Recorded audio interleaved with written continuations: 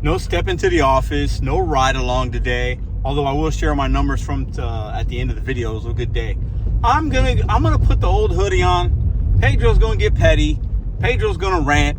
If you like that kind of stuff and you like opinions, keep watching. Welcome back. Y'all get steering wheel Pedro today. Everybody take a breath. Take a breather. A lot going on in this crazy division of Doordash drivers and a lot happening, a lot back and forth. Listen, this is to all the new people, the OGs. This is kind of a message for everybody. I'm just going to talk. I'm going to rant. I'm going to give opinion. And I'm not going to act like I know it all. But I'm going to share my perspective. Let's get into it. So, Doordash has changed. Do you think it has? In my opinion, I think obviously some things have changed since when they started and even when I started. The app has evolved and changed. It seems like they're weighting certain metrics differently than before. Pilot testing things like high paying orders. If you have a 50% acceptance rate or more, we've talked about all this ad nauseum. Other people have as well. High paying order just means it could be $5 for 2 miles. Crap, sandwich. That's not a high paying order, but by their definition, it is, right? Seems like some top dashers are showing receipts of some good payouts that they have never really seen consistently in their market, but that's their market. Could it be top dasher? Could it be large order program? I don't know, because I see non-top dashers that are part of the large order program get good offers. I see non-top dashers making a good hourly wage, being able to hit their goals. I see top dashers making a good hourly wage or hit their goals. So at the end of the day, isn't profits all that matter? We've talked about it, I know. Just bear with me. It's the only thing that matters. I'll get into that and what we're going to do on Sunday in a minute. But Doordash has changed, wouldn't you think? In my opinion, I think it has. I don't have enough case studies and all this stuff. I don't have enough in my evidence file to say that it has either way. Nobody has enough evidence to say a non-top dasher gets crumbs, a top dasher gets this. Do I think top dashers maybe get priority sometimes? Some could say that could be true. But does that mean a top dasher is making more money? I have no idea. You have to decide that for yourself, right?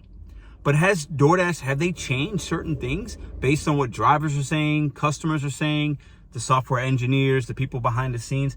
Obviously, big businesses change. Anybody that's had a W-2 or any of you guys that have ran a business, you change with the time because you're trying to figure out how to make more money.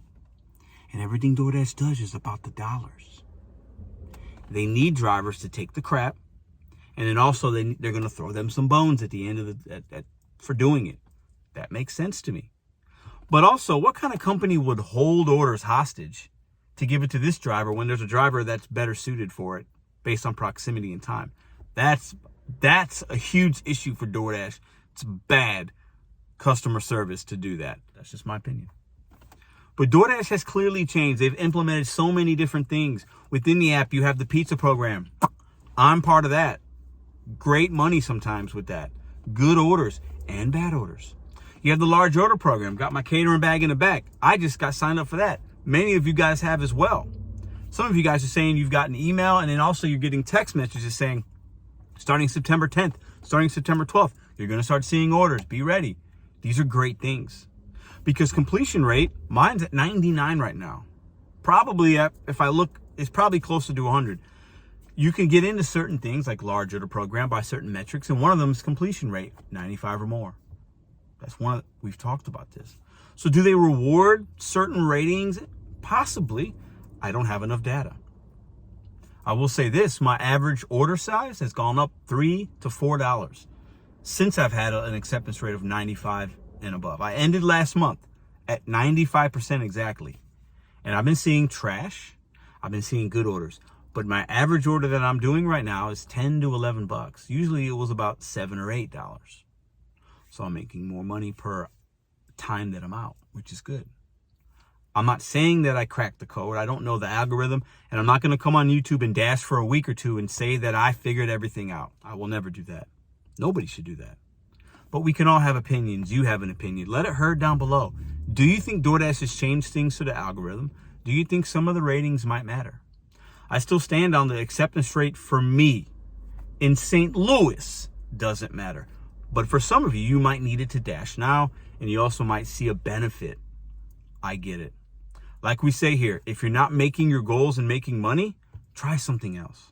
Because if you expect to do the same thing and expect a different result, we all know what that is. If you're hitting your goals and you feel confident and good and the money's pretty steady and you're able to hit your goals, pay your bills, why? If it ain't broke, don't fix it. Let's use logic. Let's stop fighting. It's a lot of just craziness out there. It's crazy. At the end of the day, what are your profits? Not enough people are talking about that. We're all trying to say this and say that. It's a pissing contest. Are you profitable? I, on Sunday, will match my numbers and show them. Will I be the most profitable? No. I can be profitable for me. But on Sunday, I'll put up all my numbers in my market for the last month or last week or 2 weeks. However, against anybody's. Let's put the numbers on the table. Let's see who's most profitable. Let's share. We're getting all these big orders. We're seeing all this information. What's the real number? I'm tired of seeing the gross. What did you net? I worked at a buffet, guys. I managed a buffet at a casino. We would do crazy covers. Crazy. And there were times that we were so busy and it looked like an outsider looking in be like, man, they got to be making a killing. Well, in order to feed all those people and get all the gross revenue, you got to have more staff. You got to go through more food. So your food cost is up. Probably going to break some things. A lot more things have to happen. Some of the most profitable days in the buffet is when it's not its busiest. And you have a good flow of labor cost, food cost, happy customers, happy clientele. Those are usually the most profitable days because you can manage it because you're working on quantity over quality, right? What are your profits? Has DoorDash changed? Yeah. I'm even seeing they're stealing tips again. I have no idea. We got to stop taking 1 and 2 little sample sizes and thinking that everything is we figured it out. YouTube is entertainment. It's good for entertainment, relatability. I think that's why most of you guys come. But be careful who you're listening to and who you're watching for information because there is some bad stuff out there. And I might be guilty of that too. Maybe I've ranted and rambled too much, one too many times, shared an opinion or shared a fact that should have just been opinion, might have been, should have been market specific. I'm a human being. I'm flawed like all of us. But profits should be the only thing that matter for most of us. Some of us do it part-time. You're just walking around cash money. That's cool. So maybe for you, you just need to make 20, 50 bucks. Awesome. But are you making profits? Are you driving too much? Are you declining too much? Are you accepting too much? Only you can know that for your market. There isn't a blanket statement for every single driver out here. But I think DoorDash is changing. Many people, a lot of talk saying that this top dasher stuff, a lot more people. And like I said, if everybody becomes a top dasher, the system is then flawed and it's cracked and there won't be enough for everybody if everybody does it. But can DoorDash go to a weekly acceptance rate? They can, and that's going to mess up a lot of people. At the end of the day, do what people in your market are willing to pay you to do. Whether that's DoorDash, Uber hit for me today. You guys will see my earnings at the end of the day. I'll share that with you. I worked almost 5 hours today. I'll show you guys what we made. You have good days, you have bad days. We all have it. Just be mindful. Know your numbers. This Sunday's live show, I hope to have some special guests on. And I want to share numbers. Because everybody has an opinion. Everybody has a thought. Everybody has this. Everybody has that.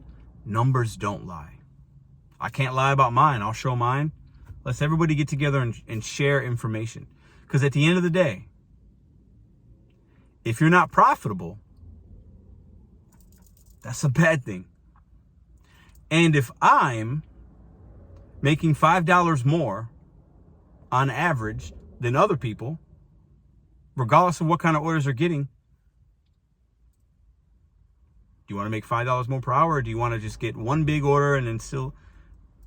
Numbers don't lie. It's the only thing that matters for me. Mileage, fuel cost, profitability, how much time are you giving the apps? I see some people out here, They go 5 hours daytime, 5 hours at nighttime. I can't give the apps 10 hours of my time. I'm trying to help you guys figure out how to make the most in the limited amount of time and also make money beyond Doordash. This is not sustainable for many of us. For some, a small select few, it will be. This right here is not sustainable for many of us. Bet on you secos one day at a time. This Sunday should be interesting. Any and all are welcome to share information, numbers. I'm going to put a link in the description to my Discord. You can share stuff down there. Come check us out. It's free. We talk a little bit, we talk about all kinds of topics, not just Doordash sports and music and Doordash and all the apps, motivation, all that kind of stuff. I'm also going to put and anybody can come in to the Discord, share your information. I can share that on Sundays live. The StreamYard's open for any and all, right? Come on in. Let's talk about it. Let's have a conversation. Share your experience, because your experience is the only experience that matters. Somebody on Mars has nothing to do with you. And this guy in St. Louis has nothing to do with you either. Know your worth. Know your market. No tip, no trip. Keep your stress levels low and your miles low. And hopefully that can lead to profits. See you tomorrow. All right, y'all. It's 3 o'clock. We came out at 10, so we've been out for 5 hours. We're at $170 on the button. I think that's about a $34, $35 per hour average. Not bad. I'll take it. It's 3 o'clock. I'm going to have lunch. We're going to stop and maybe do a few more runs to get to 200. I don't know. Don't need to push it today. But it's been a good day. Uber and Doordash.